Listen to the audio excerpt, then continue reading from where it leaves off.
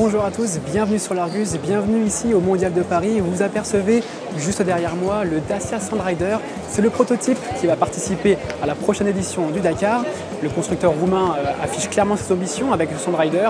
Il veut remporter le Dakar dès 2025.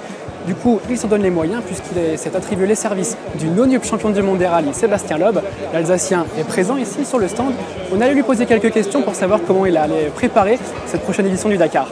On a fait déjà 5 séances d'essai, dont 3 au Maroc. Les derniers essais étaient un peu compliqués au niveau fiabilité. Il a fallu réagir juste avant le rallye du Maroc, donc qui était la dernière séance d'essai, mais grandeur nature à ce moment-là.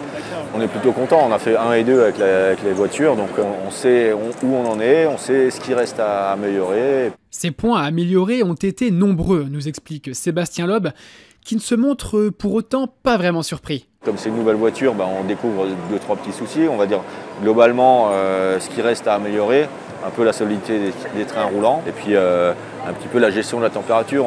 Comme c'est une voiture très compacte, il y a beaucoup de flux d'air sous les capots. On a 2-3 accessoires qui chauffent un peu. Il va falloir essayer de ventiler encore un peu tout ça pour le Dakar, mais en tout cas je pense que c'est sur la bonne voie. Le non-up champion du monde ne saute pas totalement dans l'inconnu en rejoignant Dacia, puisqu'il reste fidèle à son partenaire technique ProDrive avec qui il court depuis plusieurs années. Mais n'allez pas croire que Dacia est présent simplement pour faire de la figuration, bien au contraire. C'est Dacia qui a la main. ProDrive a une expérience du Dakar avec ce qu'on a fait dans le passé, mais quelque part oui, c'est Dacia qui supervise le projet. Le team Sandrider sera confronté à d'autres cadors durant le Dakar, et si Audi s'est retiré, Toyota ou encore Ford avec un nouveau proto piloté par Carlos Sainz, vainqueur de la dernière édition, s'avance comme de sérieux candidats.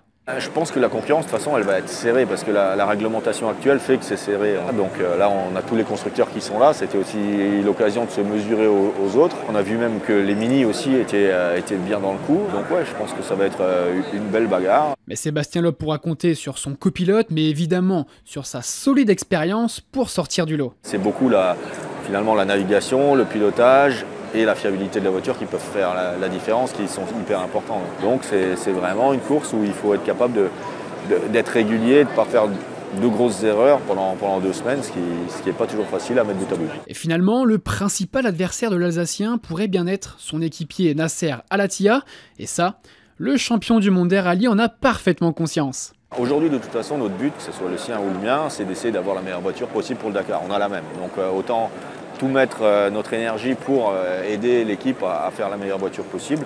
Et ensuite, je dirais que sur le terrain, forcément, on a chacun envie de gagner. Mais comme dit, c'est le rallye raid, on est souvent un peu tout seul. En fait, moi, je suis avec mon copilote, je fais ma spéciale, lui, il fait la sienne. Donc chacun fait la meilleure spéciale possible, on voit à la fin de la journée qui est devant. À un peu plus de 2 mois maintenant du départ du Dakar, le pilote de 50 ans s'apprête maintenant à accélérer sa préparation. Déjà au niveau roulage avec cette voiture, c'est à peu près fini, le développement est fini, moi je devrais plus rouler. Donc en ce qui me concerne, c'est essayer de se préparer un peu physiquement. Je vais peut-être faire l'une ou l'autre course à côté pour le fun, comme je fais régulièrement, mais sinon globalement c'est plus essayer de se préparer un petit peu physiquement pour être prêt fin décembre.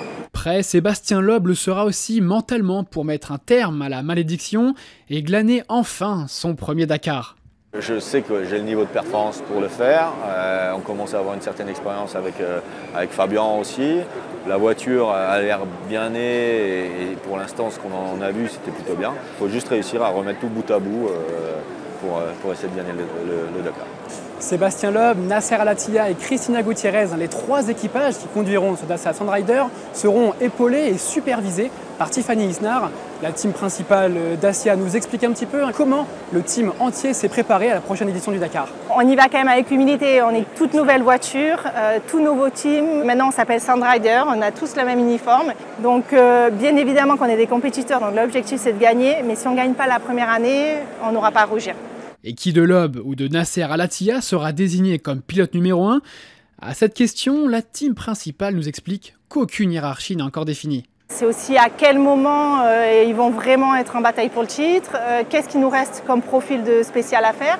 Mais ce qui est sûr, c'est que ce qui est important pour nous, c'est que ce soit de Dacia Sandrider qui gagne. Bon, vous l'aurez compris, toute l'équipe Dacia est fin prête pour cette prochaine édition du Dakar. Le départ sera donné le 3 janvier prochain de Bicha en Arabie Saoudite. Moi, je vous invite à vous abonner à notre chaîne YouTube largus.fr ainsi qu'à nos différents réseaux sociaux. Et à très bientôt pour une nouvelle vidéo. Ciao.